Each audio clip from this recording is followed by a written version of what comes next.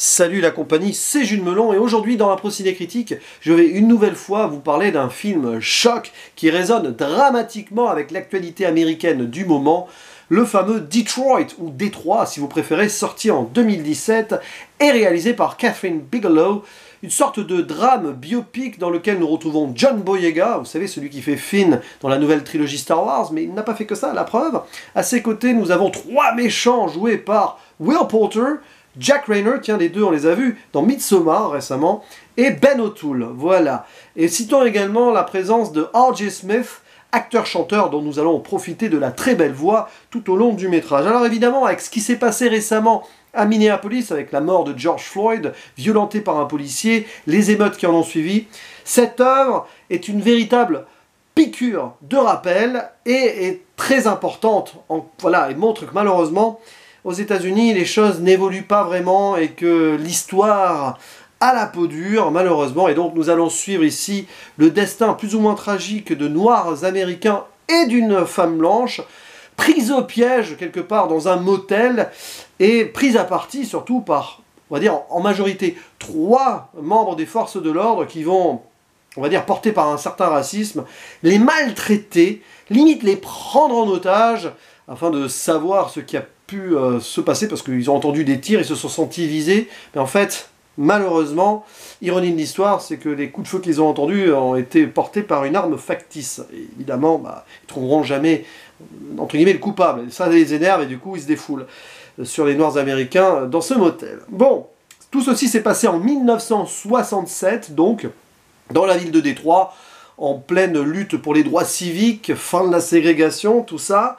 Mais alors, d'emblée, dès le début du métrage, on nous fait comprendre, lutte pour la fin de la ségrégation, on est à Détroit quand même, hein, c'est une ville du nord des États-Unis. Et pour ceux qui connaissent mal l'histoire américaine, ça pourrait porter à confusion.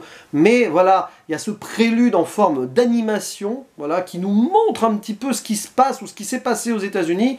Le fait que des Noirs américains aient décidé de monter vers le nord pour avoir plus de droits justement et quitter le sud en pleine ségrégation, pour aussi trouver du boulot donc, dans des usines et avoir un meilleur train de vie dans des villes du Nord qui leur promettaient l'illusion, c'est clairement montré ici, d'une égalité, et qu'une fois là-bas, ils se sont retrouvés parqués dans des quartiers, presque une autre forme de ségrégation, dans la pauvreté, et avec des Blancs aussi qui vont pas les accepter. C'est un petit peu l'histoire de ce Detroit, qui est en résonance avec ce qui s'est passé dans d'autres villes, hein, aux alentours, Philadelphie, et j'en passe, et qui montre donc que non, malheureusement, aux États-Unis, il n'y avait pas que le Sud où le racisme était présent, et où est encore présent aujourd'hui, malheureusement. Et voilà, un film qui sonne juste, qui est presque sous forme de docu-fiction, grâce aussi à la mise en scène très nerveuse d'une Kathryn Bigelow qui décide de filmer la plupart des scènes avec une caméra à épaule pour nous immerger complètement dans ces tensions, dans ces violences, en faisant un gros focus sur les visages. On voit la haine, la peur selon les protagonistes. C'est terrible et terrifiant et j'ai envie de dire que la première partie du métrage est extraordinaire. Et en plus, ce qui est fort, c'est que c'est pas forcément manichéen ultimement. La preuve avec le personnage de John Boyega, qui n'est pas dans les forces de l'ordre, mais qui est un agent de sécurité, qui se retrouve plus ou moins du mauvais côté de la barrière, malgré lui, et en plein dilemme. Même si ça aurait pu peut-être être mieux traité, j'avoue. Mais bon, ça, on va y revenir ou pas, enfin, je le dis comme ça en tout cas. Mais alors, oui, et puis il y a aussi ce policier noir. D'ailleurs, le film s'ouvre donc sur une descente de police, et premier focus sur l'un d'entre eux qui est noir.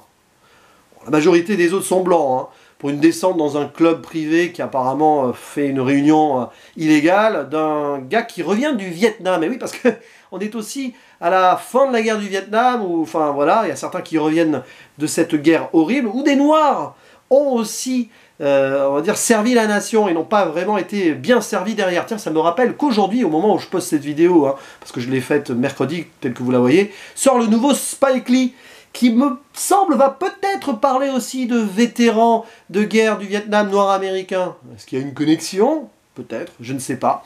Bref, voilà, on voit plein ici de choses.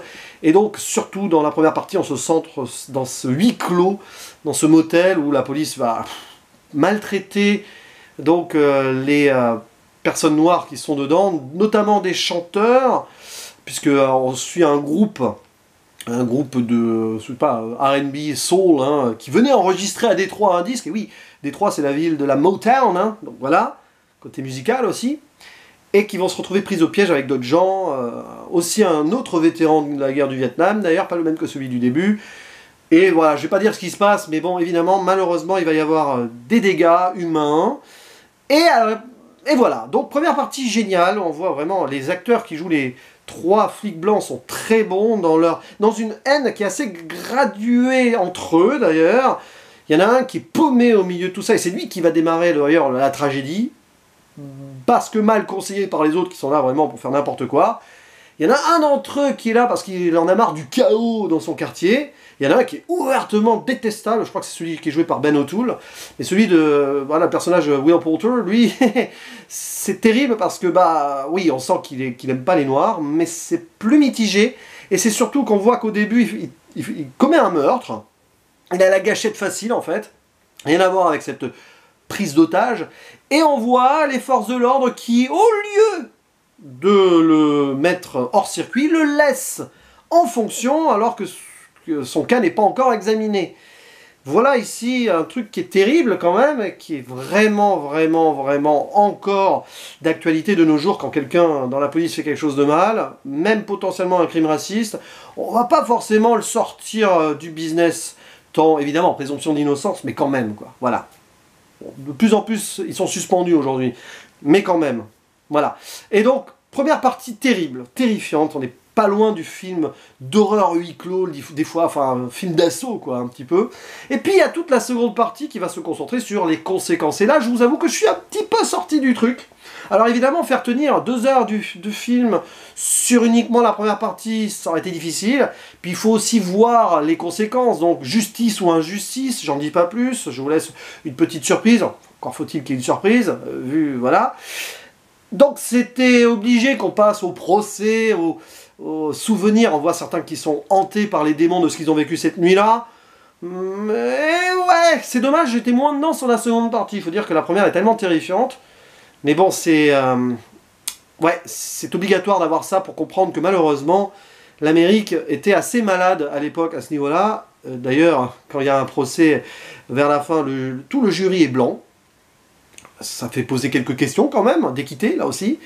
Et malheureusement, aujourd'hui, les choses ont peut-être un petit peu évolué positivement, mais pas tant que ça. Hein, voilà, je vous renvoie donc à l'actualité. Donc c'est un film d'intérêt public que j'aime beaucoup.